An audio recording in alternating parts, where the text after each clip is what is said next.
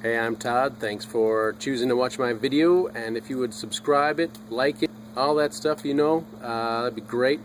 Otherwise, enjoy the video, and I hope it gives you the information you need and is helpful to you. Take care. The 2011 Chevrolet Traverse front brakes and front brake pads, 6 lug nuts, 22 millimeters, what I use. Take them off, left to loosen, right to tighten. Break them loose while the vehicle's on the ground, a turn or two, and then jack it up and take them off the rest of the way.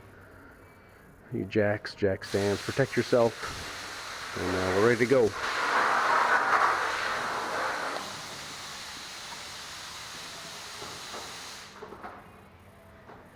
Turn the wheel to the left or right, help you work on it. I like to collapse the piston if I can with a screwdriver or pry bar first. Get in here between the rotor and the caliper, or between the brake pad and the rotor.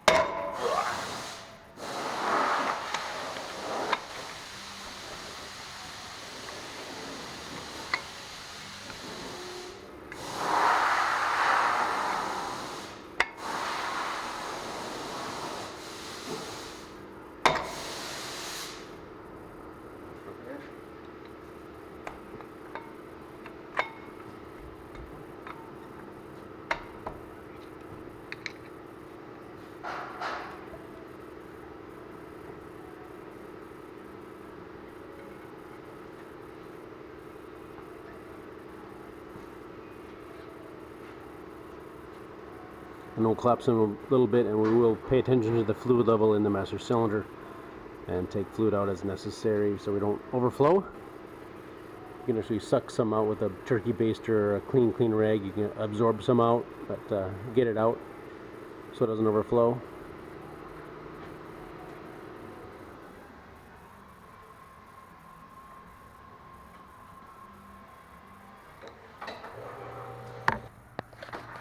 Here's the master cylinder right here. Has a minimum and maximum, I'm sure, on it, and we're up too high, so we're going to suck some out. We have a vacuum sucking device we're going to use. You can, like I said, use a turkey baster, something like that. Just put a rag on here, and when you push it up, the rag will absorb the fluid, make sure it's clean, doesn't have oil in it. But otherwise, there's probably a minimum and maximum on the side of the bottle. We'll suck some back out, and then we'll continue collapsing the piston and taking that apart over there. Alright, so for this setup we got a 14 millimeter here, or 13 millimeter and a 21 millimeter for the caliper mounting bracket, and then the caliper here. And the bolt sizes really don't matter too much because they can change from year to year, but this is the basic setup for a caliper, dual piston caliper. So let's get started. We're going to take off these bolts here and hang this off to the side, then take the caliper mounting part off. We'll take the rotor off with there's a Torx bit there. We'll get that off.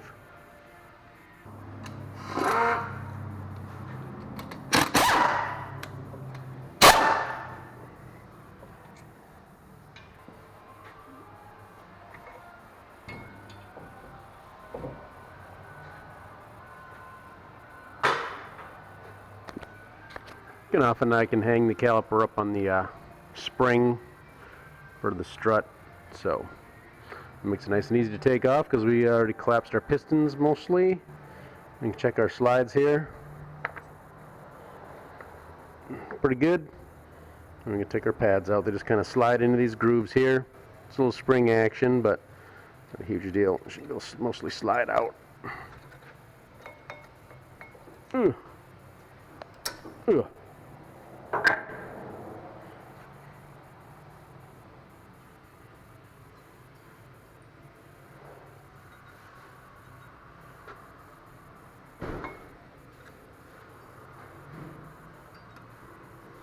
Those spring inside there, spring inside, boing boing.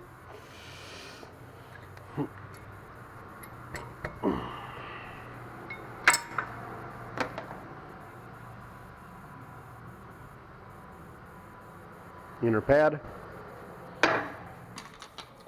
For these you probably want to have a 3/8 ratchet, and then for this probably a 1/2 inch breaker bar. I'm using, of course, impact guns and such to make things go a little faster.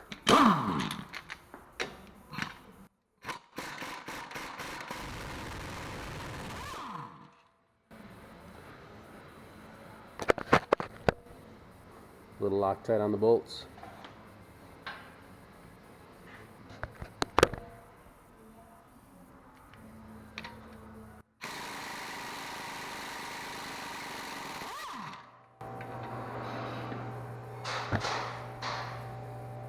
You can clean or replace these. Sometimes the new pads come with them, sometimes they don't, but clean them up, a little soap and water maybe.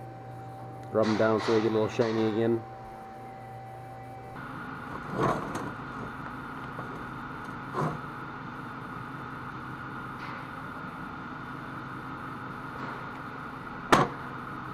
Little new caliper lube on there.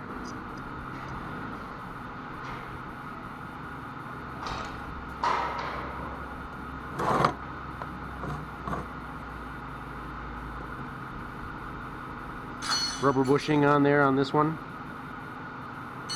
This is the passenger side.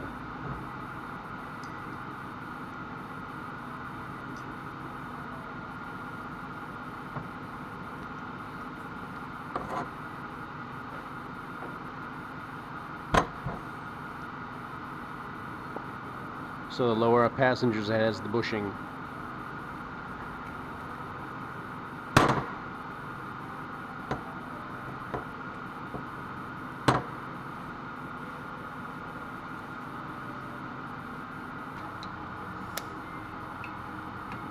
Then you can probably use either a impact gun like I've been using. This is impact socket setup. You can use with a hammer. Works really well for stuff that holds on rotors. It's T30 Torx bit.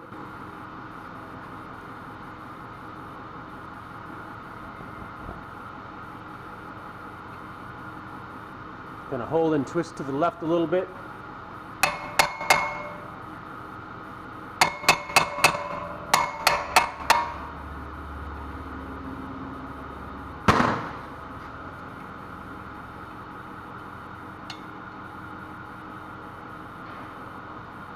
Not required to take on and off. Not required really to put back on, but as long as you got it. I'm sure it's just a factory thing.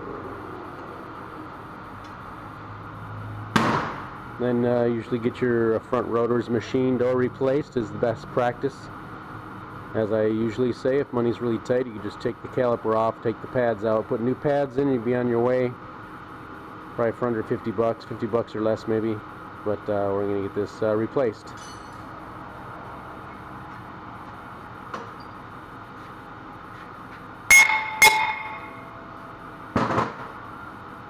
Tap on the back side, usually get some loose. Depending on what kind of state this is in, you can give it a little sandpaper, make it easier to go on and off, especially in the rust belt. That is removing your brake rotor, removing your brake pads and caliper, and we'll start the assembly process, and next we'll see a new rotor on there screwed in place. So I got new ones with my kit. They're just friction fits. These little wings here go in the middle, kind of fit down in the hole. I get a friction fit.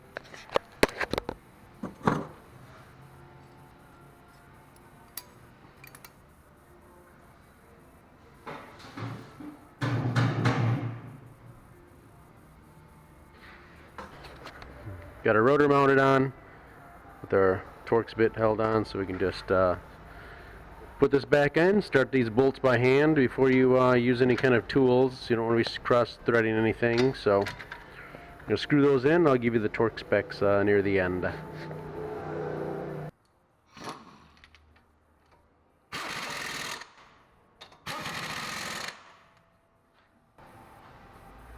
Brake pads.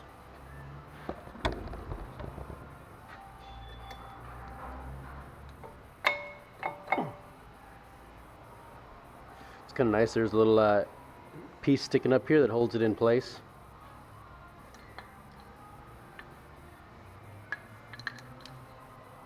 We'll match up our inner pad with the other one. So this was the right one here for the passenger side.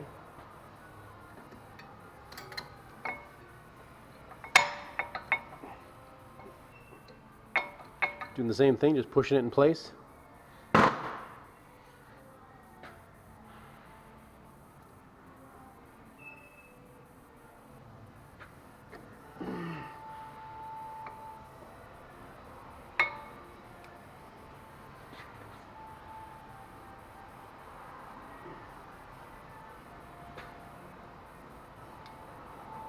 And because we collapsed our piston, it's already to slide back on. Pistons, there's a flat spot, a bevel on these, so just make sure they kind of sit in the right spot here. There's kind of a flat spot here, so we'll make sure it sits there on the top and the bottom.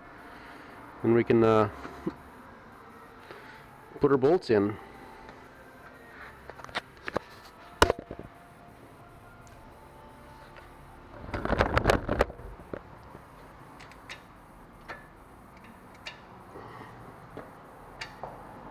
Again, we'll start them by hand.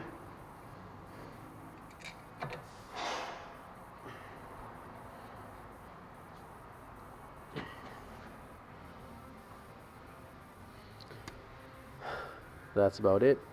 And little torque specs. 129 foot-pounds for the rear caliper mounting bracket, and 47 foot-pounds for the bolts here. Actually says to tighten the guide pin first, closest to the bleeder. Here's the bleeder. So tighten this one first and then this one. 106 inch-pounds for the Torx bit if you're really serious. 140 foot-pounds for the lug nuts and doing a star pattern crisscrossing. And then do the other side, of course. Check your brake fluid level, pump the brakes a few times, double check your brake fluid level, and then it'll probably be about it for your brake job. And then we'll just take a peek at the brake fluid here at the end. Alright, so we pumped the brake pedal a few times. Actually, there's a max right up here on the tube. I don't know if you can see it. I don't know if my light is blinding it, but we can actually add a little bit, get it back to the max. So we'll just add some .3 brake fluid to it.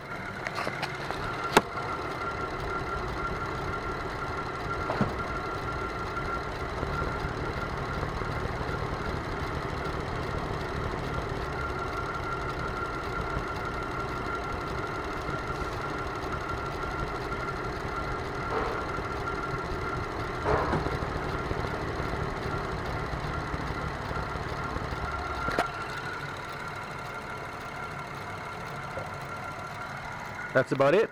Maybe the biggest thing when you're done is to, of course, pump the brakes so that you actually have brakes when you start to drive it, because you can have poor braking until they've been pumped a few times. Toyota. That's your Chevrolet Traverse 2011 model year here. It'll probably work for other models and makes if the calipers look like what you have in your vehicle. This is for brake pads and brake rotors. Good luck to you.